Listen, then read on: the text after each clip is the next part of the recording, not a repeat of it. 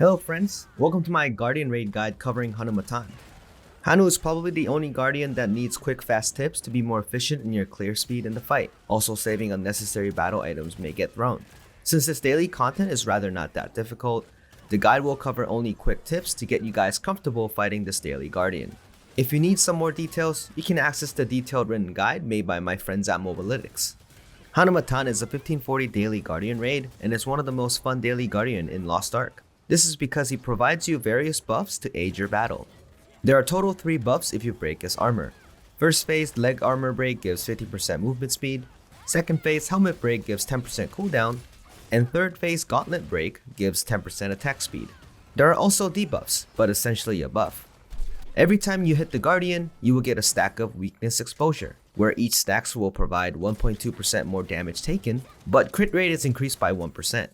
This stack goes up to 40, and it will provide you Battle Awaken, where your cooldown is decreased by 30%. You can identify your stack by looking over your head. If your eyes glow red, it means you have the full stacks, which will grant you 40% crit rate and 30% cooldown.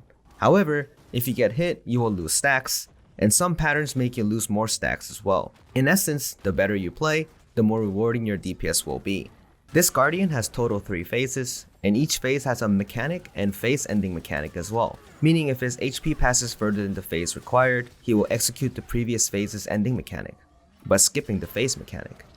Phase mechanics have an internal cooldown of 40 seconds. This is why if you see some streamers play this Guardian, he does mechanics over and over while skipping some mechanics as well. The best tip is, whenever he does any mechanics, his eye will flash red, and sometimes he'll roar as well. Keep an eye out for that and the specific sound he emits as well.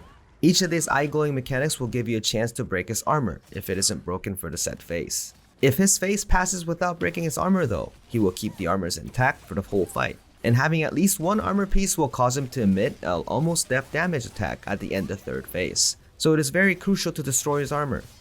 For destruction, each level is estimated at 0.6 points, which means if you land 2 level 1 destruction skills, it's equal to total 2 points, and landing 1 level 2 skill will equal to 1.6 points of destruction damage to the enemy.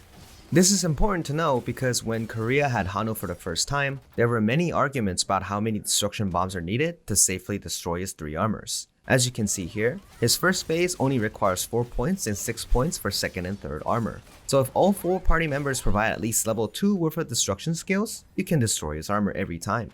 Current party finder rules for Korean pugs is FPPD: Flare, Pheromone, and Destruction Bomb. The Destruction Bomb is often used at the second phase due to it being difficult SCD, which is Stagger, Counter, and Destruction mechanic, where players need some help from a Destruction Bomb after using their skills on Stagger. Let's go over the important parts of this Guardian raid with tips and tricks starting with phase 1. Phase 1 mechanic will have him stomp the ground, which will knock you over if you get hit, then initiate a counter. If you succeed, you can try destruction afterwards. It's important to dodge the first stomp and stay close. Phase ending mechanic will have him hop in place and begin to stomp to emit shockwaves. Each of his steps will emit a large pizza-shaped shockwave, and if you stagger fast enough, you will skip most of it. Tip is, if you see him roar and clouds forming, quickly stand behind him and stagger as much as you can. Quick note is that if you happen to not break his armor, he will either do a fire stomp or an ice stomp, which hurts a lot more, and backside is not safe for ice stomp. So if you happen to get an ice stomp version, due to your team's DPS being too high or failing breaks at the last mechanic, you can stand by his right feet instead. So if support players sense this phase is skipping too fast, or failed the first mechanic, make sure to cast your Awakening for shield support. You can also throw your Pheromone early here when any of the ending phase starts, or when he tries to run away when clouds forming.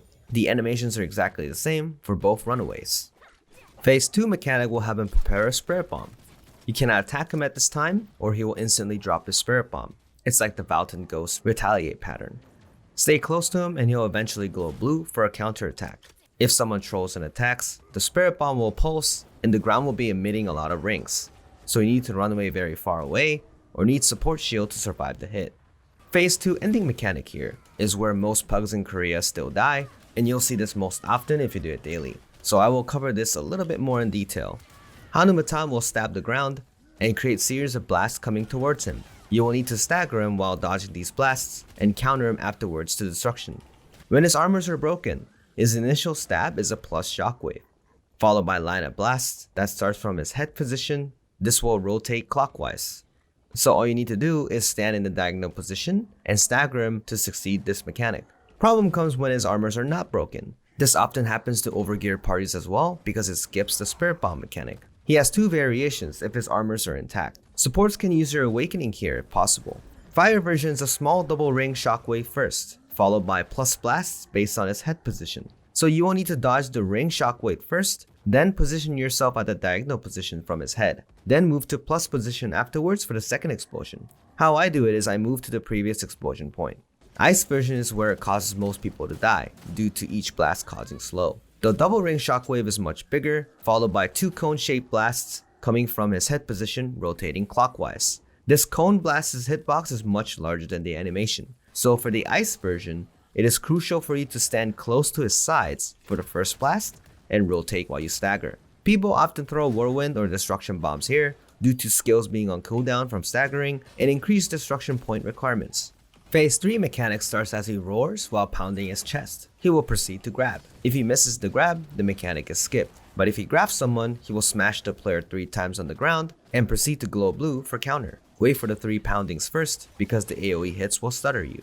Phase 3 end mechanic will have him swing his fist 3 times, then proceed to do a straight punch. You will need to counter him after waiting for the 3 swings, then proceed to destruct his last armor piece. The enhanced fire and ice version will have him swing his fist 5 times instead. Also, your feet will generate fire or ice explosions, so you will need to kite around outside, then return to the position for the counter to destruction. Right after this, if Hanu has any armor pieces left, he will cast a near death pattern. He will pound his fists together to create an ice and fire explosion. It is very important for supports to cast their Awakening after Phase 3 end mechanic if any of his armors are intact. At the last phase, he will transform into a Super Saiyan monkey. General tip is to stay close and far away because his sound waves are inside safe rings. When transformation is complete, he will proceed to slow down everyone and stab the ground. You will need to spam your spacebar to get away.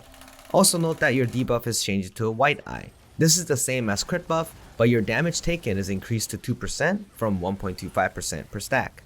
Important mechanic to mention here is when his eyes glow red like any other mechanic initiators, he will proceed to grab anybody with his 2 hands and pound them down. Everyone can get grabbed here if unlucky. He will do percentage damage and will not let go until staggered, meaning if everyone gets grabbed, it's an all kill. Beserk Phase is when he will start pounding his chest again to roar. Remember to stay close. His eyes will be glowing with lightning. The only mechanic worth mentioning is when he spawns a green circle on the map. It's a safe zone for the map-wide seismic pulses he will emit. The safe zone moves as well, so you will need to follow it. Most parties tend to kill Hanu before this mechanic is shown. The last section will cover some of my tips that can improve your battle experience. Jump pattern. If you get hit by this jump pattern, he will do a follow-up stomp attack. So if you're a class that parries or tanks, do not get hit by this or your teammate can get angry at you.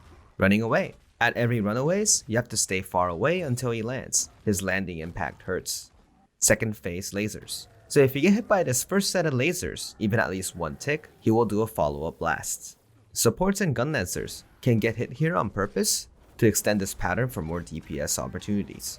Teleport to clone lasers. This is either a plus or a square. So if you stand at X position based on where it's facing, you can dodge both variations.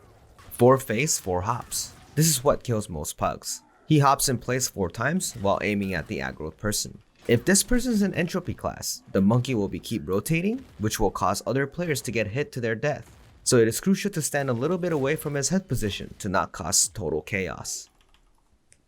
And that was it. This Guardian is a lot of fun and I wanted to make a short video, but it tended to be a little bit longer. I wanted to cover some of the important tips to improve your experience and maybe not have a wipe.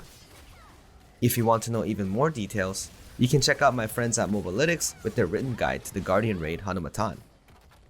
As always, thanks everyone, bye bye!